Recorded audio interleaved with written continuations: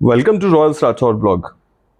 और आज है हमारा फर्स्ट पॉडकास्ट जिसमें मैं हूं गेस्ट। ऑफ कोर्स अपने ही चैनल में गेस्ट होना देखिए कैसा लगता है। एंड यहाँ पे हमारी होस्ट है हमारी वाइफ मेघा सिंह राठौर। तो शुरुआत करते हैं इस मेरे फर्स्ट पॉडकास्ट के साथ एक नई स्टोरीज की। तो मेघा आप शुरू कर सकती हैं। अच्छा यशवंत, क्या ये सही बात है कि तुमने 1500 उठक बैठक लगाया था, या ये भी तुम्हारे पुराने एयरफोर्स की तरह बस एक हवाई है? अरे मेघा, यह कोई हवाई नहीं है, बिल्कुल ही 100% सही बात है। बिल्कुल हमारे पुराने एयरफोर्स की तरह ही। और यह पूरी कहानी है साल 2011 की, ऑब्वियसली जब मैं इंडियन एयरफोर्स में था।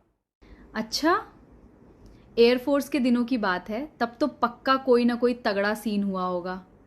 कहाँ पंगा ले लिया था तुमने? देखो, कोई पंगा नहीं, समझो एक छोटा सा चैलेंज था जो बाद में थोड़ा सा मुझ पे भारी पड़ गया। मेरा एक कलीग था मिंटू मोतला। एक दिन ऐसे ही दोस्तों के बीच में हम लोग बैठे हुए थे और फिटनेस के ऊपर बातें चल रही थी। तो हमने थोड़े मजे में आकर मिंटू को चिढ़ा दिया कि मिंटू, याद है वो बागडोगरा वाली बात जब मैंने तुमसे 5 गुना ज्यादा पुशअप्स लगाया हुआ था? और भैया, जब मैं आपके सामने ये बात कह रहा हूं तो ये बिल्कुल ही सच है। मिंटू थोड़ा चिढ़ते हुए बोला, ठीक है, तो चलो मुझे 6 गुना दंड बैठक लगाकर दिखा दो। मैं फट से रेडी हो गया। मुझे अपने फिटनेस के बारे में और मिंटू के फिटनेस के बारे में बहुत अच्छे तरीके से लगभग 1-2 साल से पता था। तो मैं तो रेडी हो गया। अचानक मिंटू बोला, नहीं, 6 गुना पे तो आप फट से रेडी हो रहे हो, चलो 7 गुना कर लोगे क्या? मैं उस पर भी फट से रेडी हो गया। लेकिन भैया, बगल के चेयर पे बैठे थे हमारे आशीष तिवारी सर, इंस्ट्रूमेंट वाले। तो उन्होंने कहा कि नहीं भाई, हमारा कैडेट पूरा मिंटू से 10 गुना ज्यादा दंड बैठक लगाएगा। और साथ में जितने और भी हमारे सीनियर्स, हमारे कलीग बैठे हुए थे, उन लोगों ने भी हाँ में हाँ मिलाना शुरू कर दिया। अब थोड़ा प्रेशर बढ़ता गया और यहीं पे वो चीज हुआ जो नहीं होना चाहिए था। मैं बेचारा सीधा साधा फंस गया जाल में। कोई बात नहीं, फिर भी मैं बोला, चलो मिंटू भाई शुरू करते हैं। और आप एक बार में जितनी भी दंड बैठक करेंगे, हम उसका सीधा 10 गुना दंड बैठक करेंगे। ओहो, 10 गुना? ये तो तुमने थोड़े ज़्यादा ही ओवर कॉन्फिडेंस में आके बोल दिया। तो फिर मिंटू भैया ने क्या किया? बस वहीं तो पासा पलट गया। मुझे लगा था मिंटू ज्यादा से ज्यादा 40 से 50 करेगा, तो मुझे 10 गुना यानी कि 400 से 500 करना पड़ेगा, जो कि मैं आराम से निपटा दूंगा। भाई, मैं कम से कम 200 का रियाज करता था डेली का। पर मिंटू भी महा खिलाड़ी निकला। उसने जो शुरू किया भाई साहब, तो रुकने का नाम ही नहीं ले रहा था। देखते ही देखते उसने पूरे 150 दंड बैठक लगाए। अब मैं जब दंड बैठक बोल रहा हूं, इसका मतलब स्क्वाट्स है। Oh my God, 150? इसका मतलब कैलकुलेशन के हिसाब से तुम्हारे हिस्से में आए हैं पूरे 1500। तुम तो फंस गए बुरी तरह। और शर्त क्या लगी थी वैसे? और आप शर्त की बात करती हैं? शर्त तो बहुत ही तगड़ी थी भाई। और बात यह थी कि जो भी हारेगा वो पूरे बिलेट को जबरदस्त पार्टी देगा, चाहे वेज या नॉन वेज, दोनों ही, मतलब जो लोग प्रेफर करें। अब 1500 का नाम सुनकर मेरा तो दिमागी संतुलन ही खराब हो गया था। पर भैया, राजपूत की जबान और पूरे बिलेट की पार्टी का सवाल था, तो पीछे हटने का तो ऑप्शन ही नहीं था। मैंने भी पूरा 1 बोतल पानी पिया, अपने शूज के बकल्स बांधे और शुरू हो गया। पर एक बात बताओ, इतनी लंबी गिनती का हिसाब कैसे रखा? 1500 तक गिनते गिनते तो अच्छों का दिमाग घूम जाएगा। मेघा, वहां तो एक अलग ही मेला लगा हुआ था।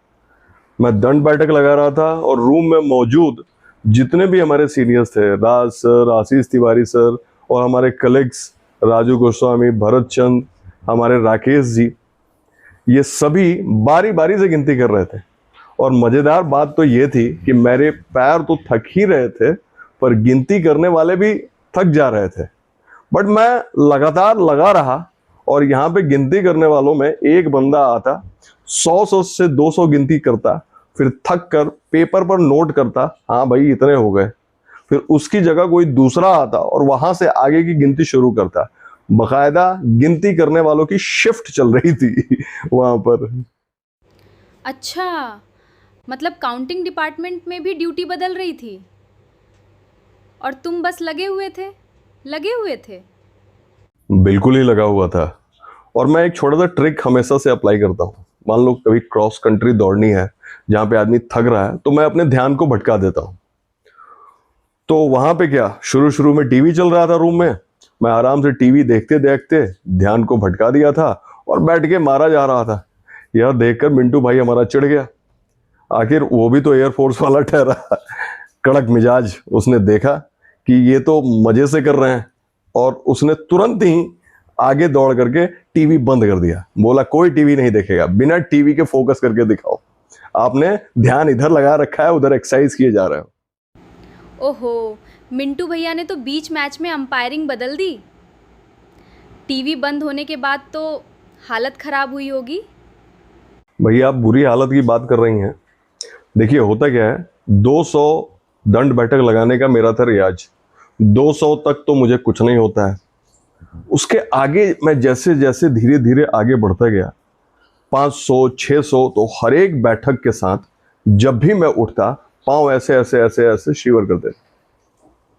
जैसे ही दंड बैठकों की सुई 700 से 800 के पार पहुंची, तो पैरों में ऐसा लगा जैसे किसी ने तेजाब डाल दिया हो, और प्यास के मारे गला सूख रहा था। तो एक दोस्त आया, बोतल से मुझे पानी पिलाने लगा और मैं जारी रहा। तभी मिंटू तुरंत बीच में कूद पड़ा और बोला हटो हटो, कोई पानी नहीं पिलाएगा, ये चैलेंज है, कोई पिकनिक नहीं है। उसने पानी भी पूरी तरीके से पीने नहीं दिया, तुरंत रोक लगा दी। फिर भी मैं जारी रहा। बाप रे, यशवंत टीवी भी बंद, पानी पे भी बैन। मिंटू भैया तो पूरा हिटलर बन गए थे उस दिन। फिर तुमने 1500 बैठक लगाए कैसे? बस समझ जाओ, वहां पे बस एयरफोर्स की ट्रेनिंग ही काम आई। फिजिकली फिट होने के साथ साथ आपको मेंटली भी बहुत ही ज्यादा फिट होने की जरूरत है। तभी ही आप इस प्रकार के किसी भी शर्त या किसी भी काम को पूरा करने की हिम्मत जुटा पाते हैं। कोई बात नहीं, हिम्मत जुटाई, बिना पानी बिना टीवी के, दर्द से कराहते हुए, लेकिन मुंह से आवाज नहीं निकल रही थी, खींचते खांचते मैंने 1500 स्क्वाट्स दंड बैठक पूरे कर लिए। पर पता है आखिर में क्या हुआ? जब 1500 पूरे हुए तो मेरे शातिर दिमाग में तुरंत ये बात आई कि यार, ये जो काउंटिंग वाले बार बार बदल रहे हैं और पेपर पर नोट कर रहे हैं, कहीं इनसे कोई मिस कैलकुलेशन न हो गई हो और बाद में हमारा मिंटू बोल दे कि सर आपके 1500 नहीं हुए हैं, आपके तो बस 1499 ही हुए हैं, तो मेरी तो जान भी चली जाएगी और इज्जत भी। तो हमने सेफ साइड खेलने के लिए बिना रुके, मतलब 1500 तो हो गए थे, 50 और दबा दिए। टोटल 1550 दंड बैठक। विश्वास कीजिए, 1550 दंड बैठक। मानना पड़ेगा तुमको भी, बहुत पागल हो। 1550, ये देख के मिंटू भैया का क्या हाल था? और पार्टी का क्या हुआ फिर? जैसे ही 1550 पूरे हुए, पेपर पे भी ओरिजिनली भी, तो हमारा मिंटू भाई जो अभी इतना ताव दिखा रहा था, तुरंत अपना सिर पकड़ के वहीं पे बेड पे बैठ गया और शर्त के मुताबिक उसने अपनी हार मानी और बिलेट के पूरे 10 बंदों को 1 नंबर कड़क पार्टी, वेज नॉन वेज दोनों ही दी। और तुमको तो पता है, हम अपने पैसे से या फिर जब भी जीते हुए शब्द के पैसे से जब भी खाते हैं, क्या खाते हैं? सिर्फ और सिर्फ नॉन वेज। भाई प्रोटीन की जरूरत होती है ना इन सब चीजों के लिए। पर यशवंत, तुम्हारी हालत तो अगले 2-3 दिन बहुत खराब रही होगी ना? उठना बैठना कैसे कर रहे थे? अच्छा, अरे भैया, यहीं पे तो असली एयरफोर्स वाला स्वैग था। हमारी हालत इतनी खराब थी कि पैरों का कीमा बन चुका था। लेकिन फौजी और राजपूती ईगो भी तो कोई चीज होती है। जब भी बिलेट में, मेस में बाहर के लोग मेरे सामने आते, मैं लोगों के सामने होता, तो मैं एकदम सीधा तन के पाँव को सीधा करते हुए चलता। और पूरे मतलब समझ लो कि वहां पे स्टेशन में इसी बात का डिस्कशन था अपनी। लेकिन लोगों के सामने बिल्कुल सीधा, स्ट्रेट और एकदम रेसलर वाली वॉक थी हमारी। अच्छा, मतलब अंदर से राम नाम सत्य था, पर बाहर से फुल ऑन स्टाइल।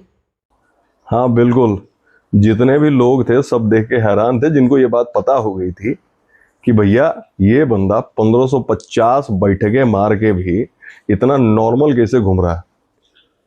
लेकिन मैं जैसे ही मैं लोगों के नज़रों से दूर होता था, रूम का दरवाज़ा बंद होता था, मैं तुरंत दीवार पकड़ लेता, दर्द के मारे कराने लगता। सच कहूँ तो 5 दिन तक चलना आफत हो गया था। चलना, इवन मतलब कहीं पे उठना बैठना भी मुश्किल हो गया था भैया।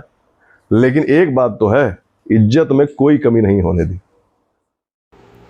चलो मान गए बाबा, एयरफोर्स का असली दम और राजपूती ज़बान दोनों का मान रख लिया तुमने। सो व्यूवर्स, ये थी 1500 दंड बैठक की वो ऐतिहासिक और मज़ेदार कहानी। अगली बार ऐसी ही एक और कहानी के साथ मिलेंगे, तब तक के लिए जय हिंद।